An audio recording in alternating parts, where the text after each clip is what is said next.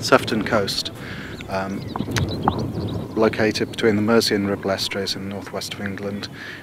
Here we have 20% of the sand dunes in England, we have 40% of the dune slacks, so it's very valuable from an environmental point of view. It's also very valuable from a tourism perspective. We have amenity beaches at Crosby, Formby and Southport, and the economy relies on tourism to a great extent. Offshore we have wind farms, we have the Port of Liverpool just on our boundary, so there's economic drivers there as well. So all those things go to making Sefton, the Sefton Coast, a unique and very valuable place, and also a great place to just come and enjoy yourself. It's not just about climate change. The coast here has been changing for a long time. Always has been changing, always will. Climate change alters that rate of change. So we're used to dealing with change on the coast. It's just the rate of change that will alter. The key areas that are issues for us are loss of coast. So in some areas we have erosion rates of up to 4 metres a year. In other areas accretion can be a problem. So at Southport it's still an accreting coastline, so it's building out and moving seaward. And that is a potential issue in terms of tourism and how we maintain a beach suitable for tourism. Coastal defence is clearly an issue in the longer term, where we look at both risk from tidal flooding and coastal erosion.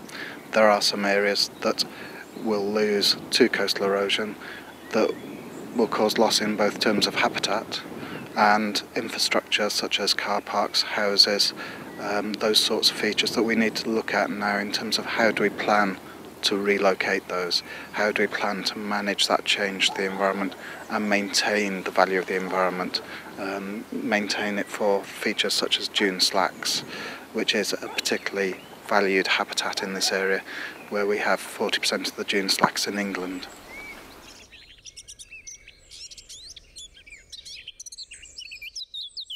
It's given us an opportunity to improve our understanding of coastal change, but also improve our understanding of how to communicate coastal change to the wider community. And it's very important to actually build that capacity, build that understanding, so that future generations can participate in the debate about how we respond to this change in an informed manner. So the biggest legacy for us will be that educational side, the fact that we know how to communicate this, and we've started that process of communicating it and developed materials that we can use to communicate it. The other aspect that will be important is we've started considering the whole aspect of adaptation, and we've flagged it up with key stakeholders so that they can start building it into their policies. It's recognising that they can't necessarily put it into their policies now this minute, but in the next couple of years, as they start reviewing policy documents, we've got the information there, we've made them aware of the issues, they can start building the recognition of climate change and coastal change into their policy documents. If I was doing this process again, the biggest thing that I would like to know then that I know now is the importance of understanding what it is you're going to generate, why you're generating it, and who you need to get involved for that.